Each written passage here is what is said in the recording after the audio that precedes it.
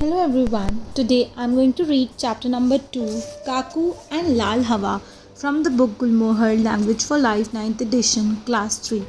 Now let's start reading with chapter number 2, Kaku and Lal Hawa. Kaku lived in a small village called Choti Dadi. Every day, Kaku had to walk to his school. He loved the long walk to school because he had made a new friend on his way. No one knew why he loved walking past the green paddy fields, the village lake, and the old ground to reach school. Paddy fields are the fields where rice is grown. No one knew Kaku's little big secret on the way to school, not even Amma. Do you want to know, children? Let's read further then. Every morning, Kaku would be ready in his school uniform, eagerly waiting for his tiffin box. Eagerly waiting means strongly wanting something interesting and enjoyable to happen. As soon as he got his tiffin box, he would run out of the house to meet his friend Lal Hawa. In Hindi, the word Lal means red and Hawa means wind.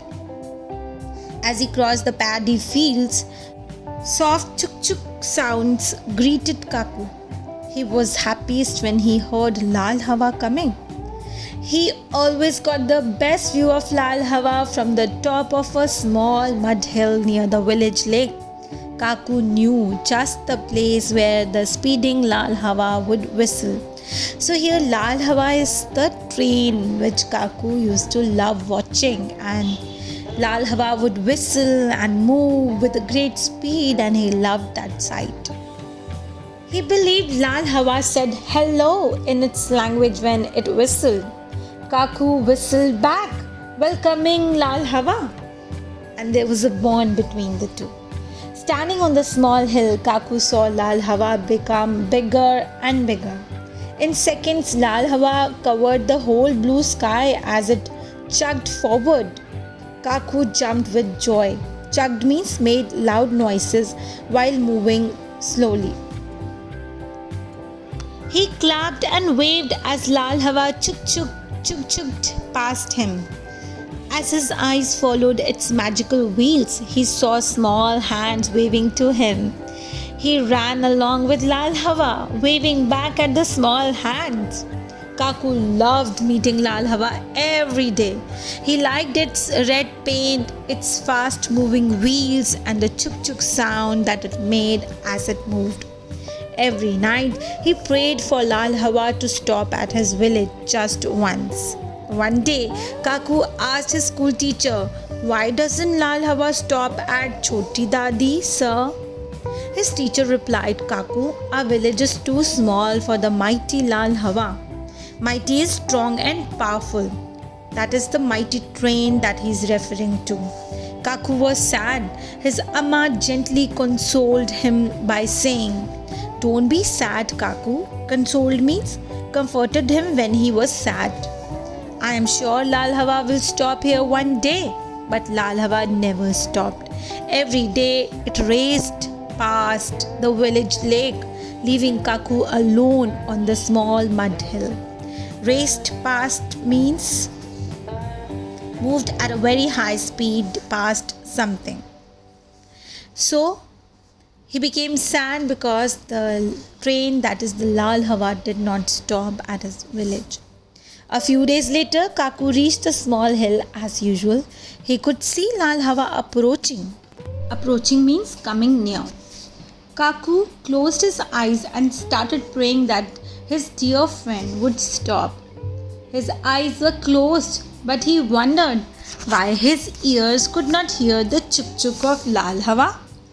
Startled, he opened his eyes. Startled is be shocked or alarmed. There, right in front of him, Lal Hawa had stopped. Yes, Lal Hawa had stopped. Kaku could not believe it. Then he heard a noise coming from the village. Everyone was running towards Lal Hawa, shouting and cheering. He could see his Amma, his school teacher, his friends, and the old retired railway guard hurrying towards Lal Hawa. Retired means stopped working after reaching a certain age. Lal Hawa had stopped at Choti Dadi and was waiting to meet Kaku. Isn't it amazing, children? He wanted this to happen and it was like next to impossible. But it happened because he was so adamant and insisting upon the happening of this event.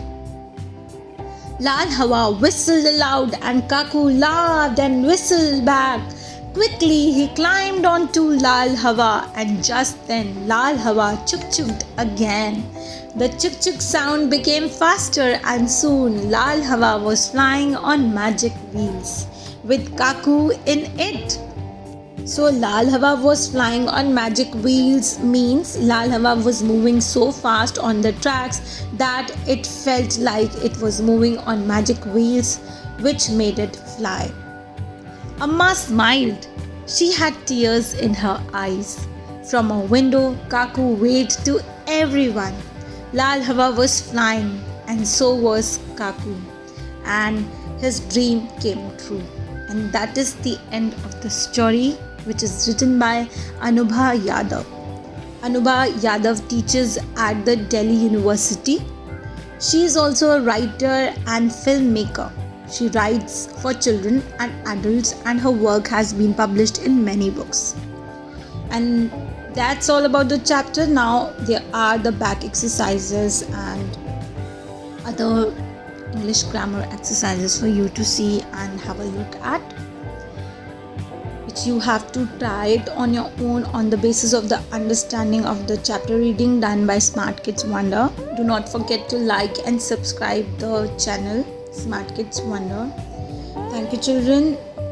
Happy learning. Bye bye.